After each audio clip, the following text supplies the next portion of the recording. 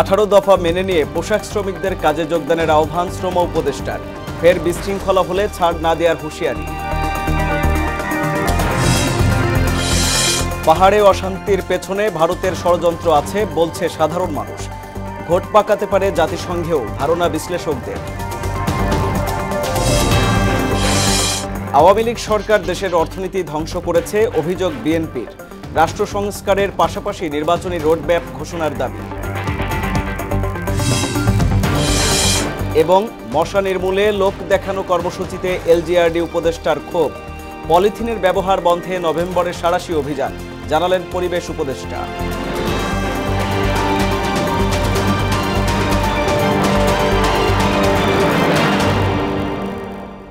আসসালামু আলাইকুম, সবাইকে মোহনা সংবাদে স্বাগত। শুনছিলেন শিরোনাম, সঙ্গে আছি আমি আরিফুল ইসলাম।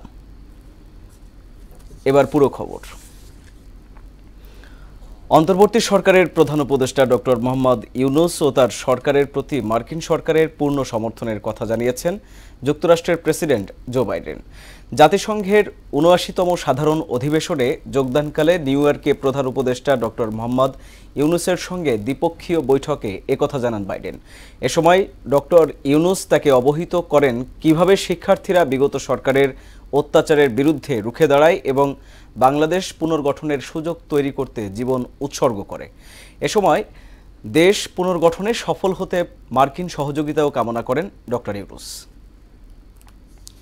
পোশাক শ্রমিকদের 18 দফা দাবি মেনে নেয়ার সিদ্ধান্ত নিয়েছে সরকার ও মালিকপক্ষ। এমন তথ্য জানিয়ে পোশাক শিল্প রক্ষায় বুধবার থেকে শ্রমিকদের কাজে যোগ দেওয়ার আহ্বান জানিয়েছেন শ্রম উপদেষ্টা আসিফ মাহমুদ সজীব ভুঁইয়া। সচিবালয়ে শ্রমিক ও মালিকদের সঙ্গে বৈঠক শেষে এরপরও কোনো বিশৃঙ্খলা হলে কাউকেই ছাড় না দেওয়ার হুঁশিয়ারিও দেন তিনি। শামীমুজ্জামান চৌধুরীর রিপোর্ট। মজুরি বৃদ্ধি, বছর শেষে 10% হারে ইনক্রিমেন্ট প্রদান সহ 18টি দাবিতে প্রায় 1 মাস ধরে আন্দোলন করছেন পোশাক শ্রমিকরা। এর জেরে দীর্ঘদিন বন্ধ রয়েছে গাজীপুর, সাভার ও আশুলিয়ার বহু কারখানা। দফায় দফায় বিভিন্ন বৈঠক করেও হয়নি সুরাহা। এতে ভাটা পড়েছে রপ্তানি আয়ে। সংকট কাটাতে মালিক শ্রমিক প্রতিনিধিদের সঙ্গে বৈঠক করেন স্বরাষ্ট্র, শিল্প, মৎস্য ও প্রাণী সম্পদ এবং শ্রম উপদেষ্টা। আমরা সবাই চাই যে আমাদের অর্থনীতির ভিত্তিটা মজবুত থাকুক। পরে শ্রম মন্ত্রণালয়ের সচিব এইচএম শফিকুজ্জামান জানান, পোশাক শ্রমিকদের 18 দফা দাবি মেনে নেওয়ার সিদ্ধান্ত হয়েছে। সকল পোশাক শিল্প কারখানার শ্রমিকের বিদ্যমান হাজিরা বোনাস হিসেবে অতিরিক্ত 225 টাকা যা আছে তার থেকে অতিরিক্ত 225 টাকা এবং রাতে 8 ঘটিকার পর বিদ্যমান টিফিন বিলের সাথে অতিরিক্ত 10 টাকা এবং বিদ্যমান নাইট বিলের সাথে 10 টাকা বৃদ্ধি করে ন্যূনতম 100 টাকা হতে হবে। সেইভাবে আমরা দুই পক্ষ মিলে একটা সমাধানে তারা এসেছে। পোশাক শিল্পকে বাঁচাতে বুধবার থেকে শ্রমিকদের কাজে যোগ দেওয়ার আহ্বান জানিয়ে শ্রম উপদেষ্টা বলেন, এ নিয়ে আর কোনো গণ্ডগোল হলে কঠোর ব্যবস্থা নেওয়া হবে। আমাদের শিল্প যাতে হাতছাড়া না হয় সেজন্য শ্রমিক, মালিক, সরকার সবাই ঐক্যবদ্ধভাবে আমরা কাজ করব এবং শ্রমিকদের প্রতি আহ্বান থাকবে, আপনারা কর্মস্থলে ফিরে যাবেন। 18টা দাবির বিষয়ে মালিক পক্ষ শ্রমিক পক্ষের আলোচনার ভিত্তিতে একটা সমাধানে পৌঁছানো গিয়েছে। একটি মহল উস্কানি দিয়ে গার্মেন্টস শিল্পকে ধ্বংস করতে চায় বলে অভিযোগ করেন স্বরাষ্ট্র উপদেষ্টা। বিভিন্ন জায়গা থেকে বিভিন্ন ধরনের উস্কানির মাধ্যমে এই শিল্পটাকে নষ্ট করার কিন্তু চেষ্টা করা হয়। এটা শুধু দেশে না, বাইরের থেকে। এদিকে শ্রমিক অসন্তোষ ও নিরাপত্তার স্বার্থে আশুলিয়া ও গাজীপুরের 65টি কারখানায় উৎপাদন বন্ধ রয়েছে। এর মধ্যে 56টি কারখানা অনির্দিষ্টকালের জন্য বন্ধ ঘোষণা করা হয়। শামীমুজ্জামান চৌধুরী, মোহনা সংবাদ, ঢাকা। দেশের প্রধান প্রধান খাতে সংস্কার উদ্যোগে ডক্টর ইউনূস সরকারকে পূর্ণ সমর্থন জানিয়েছেন সেনাপ্রধান জেনারেল ওয়াকারুজ্জামান। সেনাবাহিনীর রাজনীতিতে হস্তক্ষেপ করবে না জানিয়ে তিনি বলেন, 1.5 বছরের মধ্যে গণতন্ত্রের উত্তরণ হতে হবে। বার্তা সংস্থা রয়টার্সকে দেয়া সাক্ষাৎকারে এসব কথা বলেন জেনারেল ওয়াকারুজ্জামান। তার মতে সংস্কারের পর গণতন্ত্রের উত্তরণ 1 থেকে 1.5 বছরের মধ্যে করা উচিত।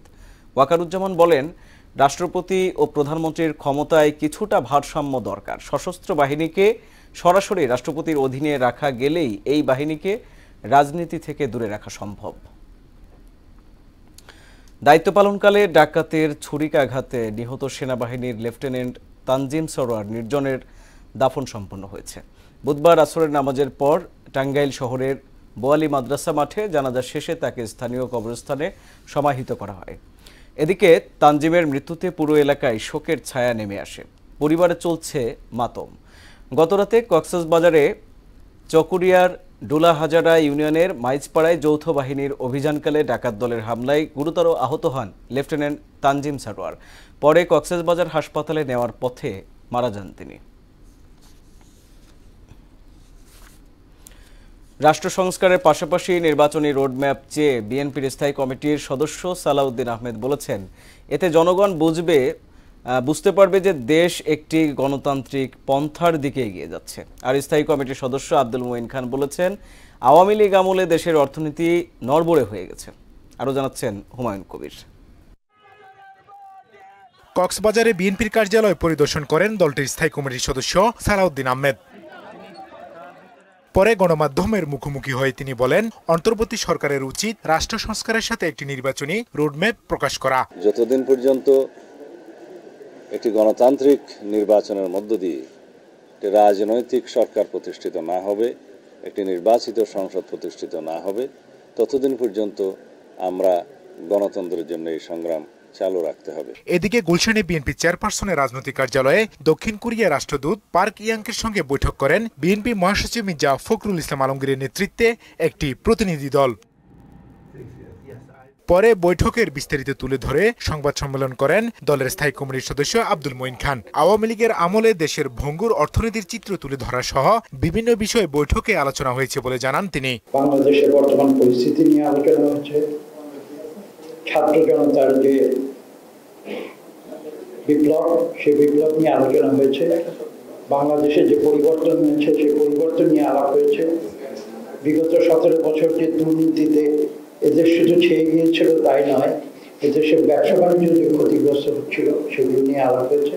কোরিয়া কিন্তু কোনো রাজনৈতিক উদ্দেশ্য নিয়ে বাংলাদেশে আসেনি, তারা অর্থনৈতিক সহযোগিতার উদ্দেশ্য নিয়ে এসেছে যাতে করে কোরিয়া এবং বাংলাদেশ উভয় দেশের জনগণ এ থেকে উপকৃত হতে পারে। বিএনপি ক্ষমতায় গেলে দক্ষিণ কোরিয়ার সঙ্গে অর্থনৈতিক সম্পর্ক বজায় থাকবে বলেও জানান আব্দুল মুইন খান। আমরা বাংলাদেশের মানুষের তথা কোরিয়ার মানুষের যে স্বার্থ, সেই স্বার্থ সর্বাগ্র বিবেচনায় নিয়ে আমরা উভয়ের মধ্যে সৌহার্দ্য বজায় রেখে আমরা উন্নয়নের পথে এগিয়ে যাব। হুমায়ুন কবির, মোহনা সংবাদ।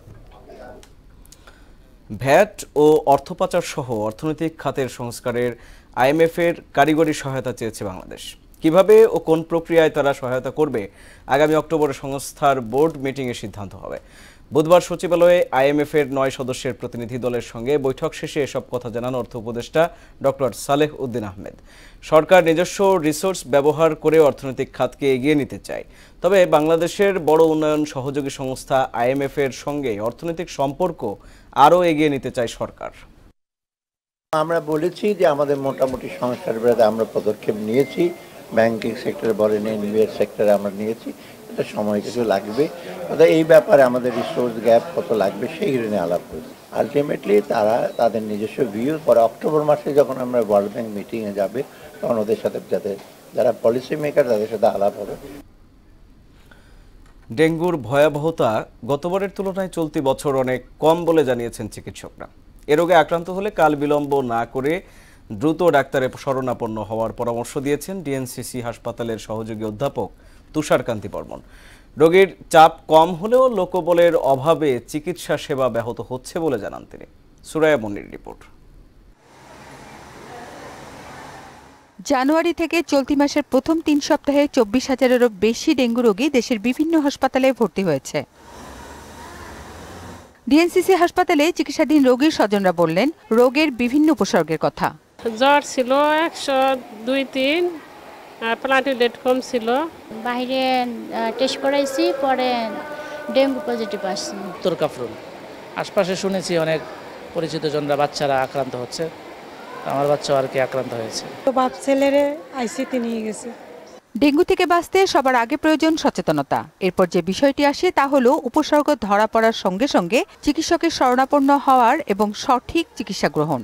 ডেঙ্গু যে NS1 বা IgG, IgM আমরা নেগেটিভ পাচ্ছি, কিন্তু রক্ত পরীক্ষাতে যে সিবিসিতে আমরা প্লেটলেট কাউন্টটা কম অথবা আমাদের যে টোটাল WBC কাউন্টটা কম, যেটা দেখে আমরা ডেঙ্গু সাসপেক্ট করি, ওই ধরনের ক্লিনিক্যাল পিকচারটা আমরা বেশি পাচ্ছি। ডিএনসিসি হাসপাতালের সহযোগী অধ্যাপক তুষারকান্তি বর্মন জানান, এখন পর্যন্ত ডেঙ্গু ভয়াবহ রূপ না নিলেও লোকবল সংকটে সেবা দিতে বেগ পেতে হচ্ছে। এই বছর ক্লাসিক্যাল ডেঙ্গুটাই হারটা বেশি। Dengue shock syndrome, dengue haemorrhagic fever এবং এক্সপ্যান্ডেড ডেঙ্গু সিনড্রোম এবার আমরা কম দেখতে পাচ্ছি। এই মুহূর্তে আমি মনে করি কিছুটা হলেও আমাদের জনবল সংকট আছে, কিন্তু আমাদের কোনো ঔষধ বা স্যালাইন বা অন্যান্য কোনো দিকে কোনো সংকট নাই। আমরা পর্যাপ্ত ওষুধ সাপোর্ট দিতে পারছি। লোকবল সংকট সমাধানে চেষ্টা চলছে বলেও জানান তিনি। সুরাইয়া মুন্নি, মোহনা সংবাদ, ঢাকা। এদিকে ডেঙ্গুর বিস্তার রোধে লোক দেখানো কর্মসূচির বদলে সমস্যার গোড়ায় গিয়ে কাজ করতে সংশ্লিষ্টদের নির্দেশ দিয়েছেন স্থানীয় সরকার উপদেষ্টা হাসান আরিফ। বুধবার রাজধানীর আরমানিটোলায় ডেঙ্গু বিষয়ক সতর্কতা ও পরিচ্ছন্নতা কার্যক্রম পরিদর্শনে গিয়ে তিনি এ নির্দেশ দেন। শারীরিক অবস্থা খারাপ হওয়ার আগেই ডেঙ্গু রোগীকে চিকিৎসকের শরণাপন্ন হওয়ার আহ্বানও জানান উপদেষ্টা। এমআর আসাদের রিপোর্ট। ডেঙ্গুতে এবার প্রাণহানি নিম্নমুখী থাকলেও রাজধানীতে চলছে এডিস মশার লার্ভা প্রজননের স্থান ধ্বংস ও পরিচ্ছন্নতা অভিযান। আরমানিটোলার বিভিন্ন স্থানে অভিযান পরিদর্শনে যান স্থানীয় সরকার উপদেষ্টা হাসান আরিফ। সমস্যা আমরা সবাই জানি। মশক নিধন ও পরিচ্ছন্নতা কার্যক্রমে কোনো ধরনের গাফিলতি চোখে পড়লে কর্তৃপক্ষকে জানানোর পরামর্শ দেন হাসান আরিফ। আমি আপনাদের সকলকে বলছি, আপনাদেরকেও বলছি যে আপনারাও সচেষ্ট থাকবেন, আমাদের চোখে আঙুল দিয়ে দেখিয়ে দেবেন যাতে উপর থেকে নিচ পর্যন্ত খবরটা আমরা নিতে পারি। ডেঙ্গু থেকে বাঁচতে গণমাধ্যমকে ভূমিকা পালনের আহ্বান জানিয়ে জনসচেতনতামূলক প্রচারের ব্যবস্থা করতে সংশ্লিষ্টদের নির্দেশ দেন উপদেষ্টা। যখনই ডেঙ্গু বাড়তে থাকে তখন আমরা লাফালাফি করি, হইচই করি, নানা রকমের কার্যকলাপ দেখাই পাবলিকের কাছে, কিন্তু যদি গোড়ার থেকে আমার পদক্ষেপগুলো নেওয়া থাকে বা আমরা প্রত্যেকেই সচেতন হয়ে তাহলে আশা করি যে এটা ওই ডেঙ্গুর প্রকোপটা, সংক্রামকটা কমবে। রোগীর শারীরিক অবস্থার অবনতি হওয়ার আগেই ডেঙ্গুর চিকিৎসা শুরুর তাগিদ দেন হাসান আরিফ। যে প্রথম দিনে জ্বর হলেই যেন তাকে, বাচ্চাকে বা যেই হোক, তাকে ট্রিটমেন্টের আওতায় নিয়ে আসা হয়, ডেঙ্গু ট্রিটমেন্টের আওতায় নিয়ে আসা হয়। এমআর আসাদ, মোহনা সংবাদ, ঢাকা। নিষিদ্ধ পলিথিনের ব্যবহার বন্ধে নভেম্বরে কারখানা থেকে কাঁচা বাজার পর্যন্ত অভিযান চলবে বলে জানালেন পরিবেশ উপদেষ্টা সৈয়দা রেজওয়ানা হাসান। বুধবার রাজধানীর টাউন হল কাঁচা বাজার পরিদর্শনে গিয়ে একথা জানান তিনি। এদিকে পলিথিন বন্ধের উদ্যোগকে স্বাগত জানিয়ে সহজলভ্য বিকল্প ব্যাগের ব্যবস্থা নেওয়ার তাগিদ ভোক্তা ও ব্যবসায়ীদের। ওবায়দুল হক মারুফের রিপোর্ট। কাঁচা বাজার, মাছ, মাংস কিংবা মুদি মনোহরি দোকান, পণ্য পরিবহনে সবখানি ব্যাপক জনপ্রিয় পলিথিন ব্যাগ। তবে পরিবেশের ক্ষতি বিবেচনায় পুনরায় পলিথিন বন্ধে অভিযান পরিচালনার সিদ্ধান্ত নেয় অন্তর্বর্তী সরকার। এ নিয়ে ব্যবসায়ীদের মতামত জানতে মোহাম্মদপুর টাউন হল কাঁচা বাজার পরিদর্শন করেন পরিবেশ ও বন উপদেষ্টা সৈয়দা রেজওয়ানা হাসান। পলিথিনের ক্ষতিকর দিক সম্পর্কে ওয়াকিবহাল সাধারণ মানুষ। তারা বলেন, পুরোপুরি বন্ধের আগে বিকল্প ব্যাগ সহজ প্রাপ্য করা উচিত। পলিথিন নিঃসন্দেহে ভালো না। পলিথিনে তো আর ভিজা জিনিস দেওয়া যায় না, কাগজে দেওয়া যায়, নিতে গেলে পড়ে যাবে ছিঁড়া। সরকার আমাদের যেটা দিবে ওইটা আমার ব্যবহার করতে হবে। বড় বড় প্রতিষ্ঠানের পণ্য যাতে পলিব্যাগে বাজারজাত না হয় সে ব্যবস্থা নেওয়ারও দাবি জানান ভোক্তারা। বড় বড় কোম্পানিগুলো যে প্যাকেজিং করে, যেমন ধরেন আটা, ময়দা কিংবা ইত্যাদি আরো অনেক কিছু প্যাকেজিং করে, এগুলোতে তো বেশি ক্ষতি। যেটা শুকনা খাবার ওটা নষ্ট হয়ে যাবে, ভিজা পলি থাকার কারণে তো সুবিধা পাই। সালার ব্যাগে নিলে পানি পড়ে, গাড়িতে নষ্ট হয়ে যায়, এই এক অজুহাত আছে। পাটের কোনো কিছু হালকা জাতীয়, যেমন পাটের ব্যাগ বুক হয়, এগুলা ব্যবস্থা করলে ভালো হয়। ব্যবসায়ীদের সঙ্গে মতবিনিময়ের পর পরিবেশ উপদেষ্টা জানান, 1 নভেম্বর থেকে কাঁচা বাজারগুলোতে পলিথিন ব্যবহার বন্ধে কার্যক্রম শুরু করবে সরকার। 2004 থেকে 6 সাল পর্যন্ত বেশ সফলভাবে পলিথিন প্লাস্টিক ব্যাগের ব্যবহারটা এবং উৎপাদনটা নিয়ন্ত্রণ করা হয়েছিল। 1 অক্টোবর থেকে দেশে বিদ্যমান যে নিষেধাজ্ঞা আছে পলিথিন এবং প্রোপাইলিন ব্যাগের ভিতরে, সেটা আমরা সুপার শপিং মলগুলোতে প্রয়োগ করতে যাচ্ছি। 1 নভেম্বর থেকে আমরা কাঁচা বাজারে প্রয়োগ করতে যাচ্ছি। একই সাথে 1 নভেম্বর থেকে পলিথিন যারা উৎপাদন করেন সেখানেও আমরা জোরে আমাদের অভিযোগগুলো পরিচালনা শুরু করব। পলিথিনের বিকল্প হিসেবে প্রতিটি সুপার শপ বা স্থানীয় বাজারগুলোতে পাট ও কাপড়ের ব্যাগ রাখতে বিক্রেতাদের প্রতি আহ্বান জানান তিনি। বিকল্প হচ্ছে পাট, বিকল্প হচ্ছে কাপড়, বিকল্প হচ্ছে কাগজ। ওবায়দুল হক মারুফ, মোহনা সংবাদ, ঢাকা। রাজধানীর গণপরিবহনে শিক্ষার্থীদের হাব ভাড়ার সিদ্ধান্ত পুরোপুরি কার্যকর হয়নি। পরিবহন শ্রমিকরা বলছেন মালিকদের পক্ষ থেকে এ বিষয়ে নির্দেশনা আসেনি, ফলে শিক্ষার্থীদের সঙ্গে বিবাদ কাটছে না তাদের। আরো জানাচ্ছেন তানজিদ ভুইয়া। দীর্ঘদিন ধরে শিক্ষার্থীদের কাছ থেকে সপ্তাহে 5 দিন নগর পরিবহনে অর্ধেক ভাড়া নেওয়া হতো। সোমবার এক অনুষ্ঠানে ঢাকা সড়ক পরিবহন মালিক সমিতির ঘোষণা দেয়, এখন থেকে সপ্তাহের 7 দিনই এ সুবিধা ভোগ করতে পারবে শিক্ষার্থীরা। ঘোষণা কতটা বাস্তবায়ন হচ্ছে তা জানা গেল শিক্ষার্থীদের কথায়। আমাদের থেকে তো হাফবার নিচ্ছে না, আমরা 5 টাকা হলে 5 টাকা, আমাদের থেকে আরো দূরে গেলে 15-20 টাকার ভাড়া 20 টাকা নিচ্ছে। আউটড্রেসে বের হওয়ার পরে আপনার যে আইডি কার্ড বা পাস যদি না থাকে আমাদের বা ড্রেস না থাকে তখন একটু ঝামেলা করে ওনারা। তারা এটা দেখে না, তারা ফুল ভাড়াটাই নিতে চায়। আর যদি বলি যে আমরা স্টুডেন্ট, তারা বিশ্বাসও করতে চায় না। মাঝে মাঝে তারা যে ভাড়াটা ওইটাই নিয়ে যায়। সরকারের পক্ষ থেকে যদি আমাদের বাস মালিক সমিতিদের জন্য একটু বলা হয়, তাহলে আমরা আশা করি আমরা আশাবাদী হব। পরিবহন শ্রমিকরা বলছেন, শিক্ষার্থীদের হাফ ভাড়ায় তাদের সমস্যা নেই, তবে দিন শেষে নিজেদের প্রাপ্তি একেবারেই হতাশাজনক। কেননা ঊর্ধ্বমূল্যের বাজারে উপার্জন হয়ে গেছে সীমিত, তার উপর হাফ ভাড়ার বিষয়টি গোদের উপর বিস্ফোরা হয়ে দেখা দিয়েছে। স্টুডেন্ট হাফ পাস দিচ্ছে, আমগুলোকে কি পাস দিচ্ছে, আমরা পঙ্গু মেডিকেলের সাইডে থেকে পয়রা মিয়া ওগো হাফ পাস দিছি, হিসাব করেন মিলিয়ন টাকা হইব, কত কালতে হাফ পাস টানতাছি মিয়া। কথা কি কিছু বুঝেন না, আমগুলো কিছু আছে। পরিবহন শ্রমিকরা চান দিনভর পরিশ্রম শেষে সন্তোষজনক একটা ভাতা, আর শিক্ষার্থীদের দাবি কোনো রকম দ্বন্দ্ব ছাড়া হাফ ভাড়া প্রদান। বিষয়টি নিয়ে বাস মালিকদের সুনির্দিষ্ট সিদ্ধান্ত চেয়েছে দুপক্ষ। তানজিদ ভুইয়া, মোহনা সংবাদ, ঢাকা। রোহিঙ্গা ক্যাম্প পরিদর্শন করেছেন দুর্যোগ ব্যবস্থাপনা ও ত্রাণ উপদেষ্টা ফারুকী আজম। বুধবার পরিদর্শনকালে তিনি উখিয়ার 4 নম্বর ক্যাম্পে বিশ্ব খাদ্য সংস্থার ই-ভাউচার আউটলেট এবং 5 নম্বর ক্যাম্পে একটি জুট ব্যাগ প্রোডাকশন হাউস ও হোপ ফিল্ড হসপিটাল পরিদর্শন করেন। এ সময় ক্যাম্পে কর্তব্যরত সংস্থাগুলোর সার্বিক কার্যক্রম সম্পর্কে খোঁজ খবর নেন তিনি। পরিদর্শনকালে রোহিঙ্গা জনগোষ্ঠীর সঙ্গেও কথা বলেন উপদেষ্টা। চট্টগ্রামে চলছে পাহাড় কাটার মহোৎসব। প্রতিযোগিতা করে পাহাড় কেটে বহুতল ভবন নির্মাণের ছক আঁকছে প্রভাবশালী একটি মহল। এজন্য সংশ্লিষ্ট প্রতিষ্ঠানের অচলাবস্থাকে দুষছেন পরিবেশবাদীরা। যদিও পাহাড় কাটলেই ব্যবস্থা নেওয়া হচ্ছে বলে দাবি করেছে পরিবেশ অধিদপ্তর। চট্টগ্রাম ব্যুরো থেকে আব্দুল হকের ক্যামেরায় রিয়াজ উদ্দিনের প্রতিবেদন, জানাচ্ছেন আফরিন পপি। কোটা সংস্কার আন্দোলন ঘিরে প্রশাসনের সৃষ্ট অস্থিরাবস্থার সুযোগে নির্বিচারে পাহাড় কাটা শুরু করে একটি বিশেষ মহল। অভিযোগ আছে, এসব জায়গায় ভবন নির্মাণে ঢালা অনুমোদন দিচ্ছে চট্টগ্রাম উন্নয়ন কর্তৃপক্ষ। আমরা ব্যালকনিতে দেখা যায় রাত্রে আসি কাটে, আমরা তখন তো আমরা গেটে তালা মারি, আমরা ঘুম যাই। আমরা কেউ আসলো আমরা কিছু বলতে পারি না, না আসলো কিছু বলতে না, দেখলে আমরা গেটের ভিতরে যাই। কেন? আমরা হচ্ছে বারাটিয়া। বায়ুজিৎ রৌফাবাদ পাহাড়িকা আবাসিক এলাকার 8 নম্বর সড়কের একমাত্র পাহাড়টি প্রভাবশালী এক নেতার প্রশ্রয়ে রাতের আধারে সদল বলে কেটে ফেলেন কাশেম নামে এক ব্যক্তি। বারবার যোগাযোগের চেষ্টা করেও নিজেকে পাহাড়ের মালিক দাবি করা ওই ব্যক্তিকে পাওয়া যায়নি। দিনে রাতে অবাধে পাহাড় কাটায় কয়েকটি পরিবেশবাদী সংগঠন সোচ্চার থাকলেও সংশ্লিষ্ট সরকারি প্রতিষ্ঠানের নিষ্ক্রিয়তা নানা প্রশ্নের জন্ম দিচ্ছে। 5 আগস্ট সরকার পরিবর্তনের পরে যেহেতু রাষ্ট্র পুলিশবিহীন হয়ে গেছে, সেই সুযোগটাকে কাজে লাগিয়ে জালালাবাদ, পাহাড়তলি এবং আপনার জঙ্গল সলিমপুর এলাকায় প্রচুর পাহাড় কাটা হয়েছে। পাহাড় কেটে ভবন নির্মাণের জন্য পরিবেশ অধিদপ্তরের ছাড়পত্র নিতে হয় বলে জানালেন চট্টগ্রাম উন্নয়ন কর্তৃপক্ষের উপপ্রধান নগর পরিকল্পনাবিদ। টিলা কিংবা পাহাড় শ্রেণীভুক্ত হয়, সেক্ষেত্রে আরেকটা শর্ত থাকে, এখানে নির্মাণ আবেদন করার পূর্বে তাকে পরিবেশের ছাড়পত্র গ্রহণ করা বাধ্যতামূলক। পাহাড় কাটলেই পরিবেশ অধিদপ্তর তাদের বিরুদ্ধে ব্যবস্থা নেয় বলে জানান পরিবেশ অধিদপ্তরের পরিচালক।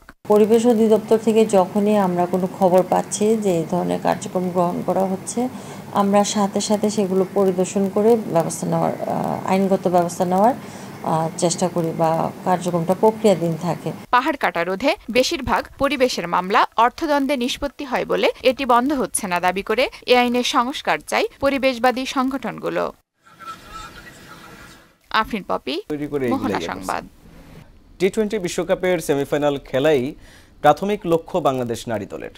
দেশের মাটিতে না হলেও শারজার পিচ কন্ডিশনিংয়ের বিষয়টি মাথায় রেখেই নিজেদেরকে প্রস্তুত করার কথা জানিয়েছেন অধিনায়ক নিগার সুলতানা জ্যোতি। বিশ্বকাপের আগে আনুষ্ঠানিক ফটো সেশনের পর সংবাদ সম্মেলনে এসব কথা জানান তিনি। আর স্কোয়াডে নতুনরা ভালো করবে বলে প্রত্যাশা কোচের। মুদাসির আলীর রিপোর্ট। ৩রা অক্টোবর থেকে আরব আমিরাতে শুরু হচ্ছে নবম নারী টি-20 বিশ্বকাপ। দেশ ছাড়ার আগে ফটো সেশনের জন্য মিরপুর হোম অফ ক্রিকেটে জড়ো হন জ্যোতি নাহিদারা। গ্রুপ পর্বে দক্ষিণ আফ্রিকার বিপক্ষে ম্যাচ ছাড়া বাংলাদেশের বাকি সব খেলা হবে শারজায়। ফটো সেশন শেষে সংবাদ সম্মেলনে কাপ্তান জ্যোতি জানান প্রস্তুতি ও লক্ষ্যের কথা। প্রথমে ম্যাচ উইন করার টার্গেট থাকবে এবং সেকেন্ড হচ্ছে যখন আমরা এই ফ্লোটা পাবো, আমার কাছে মনে হয় আমাদের যে টিম এই ফ্লোতে অবশ্যই সেমিফাইনাল কে না খেলতে চাই, সো আমাদের টার্গেট থাকবে সেভাবেই।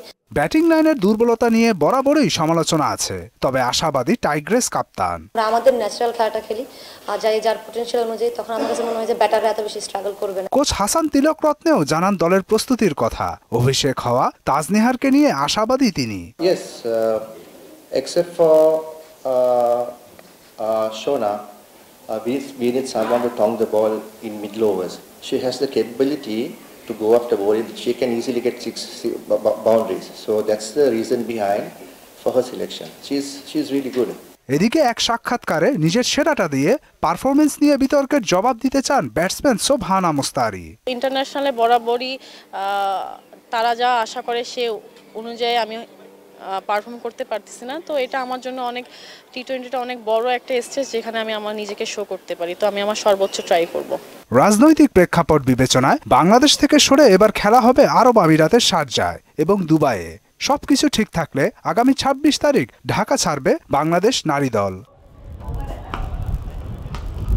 মুদাসির আলী, মোহনা সংবাদ, ঢাকা। পুঁজিবাজারে তালিকাভুক্ত প্যারামাউন্ট ইন্স্যুরেন্সের শেয়ার লেনদেনে কারসাজির মাধ্যমে সিকিউরিটিজ আইন ভঙ্গ করায় ক্রিকেটার সাকিব আল হাসানকে ৫০ লাখ টাকা জরিমানা করেছে Bangladesh securities and exchange commission BSEC. সংস্থার চেয়ারম্যান খন্দকার রাশেদ মকসুদের সভাপতিত্বে কমিশন সভায় এ সিদ্ধান্ত নেওয়া হয়। বিএসইসির পরিচালক ও মুখপাত্র ফারহানা ফারুকের পক্ষ থেকে পাঠানো সংবাদ বিজ্ঞপ্তিতে বিষয়টি নিশ্চিত করা হয়েছে।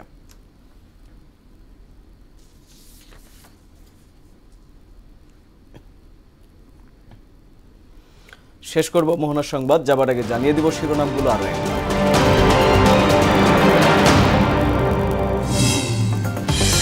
18 দফা মেনে নিয়ে পোশাক শ্রমিকদের কাজে যোগদানের আহ্বান শ্রম উপদেষ্টার। ফের বিশৃঙ্খলা হলে ছাড় না দেওয়ার হুঁশিয়ারি।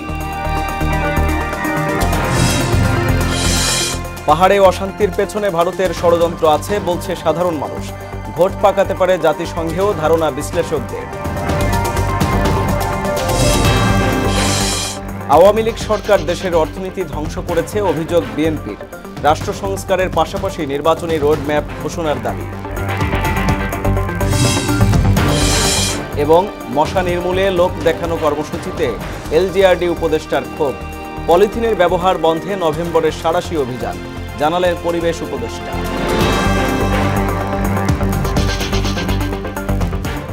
এই ছিল মোহনা সংবাদে। মোহনার সবশেষ খবর জানতে ভিজিট করুন www.mohana.tv। সংবাদ দেখতে পারেন ফেসবুক, ইউটিউবেও। এতক্ষণ সঙ্গে থাকার জন্য ধন্যবাদ।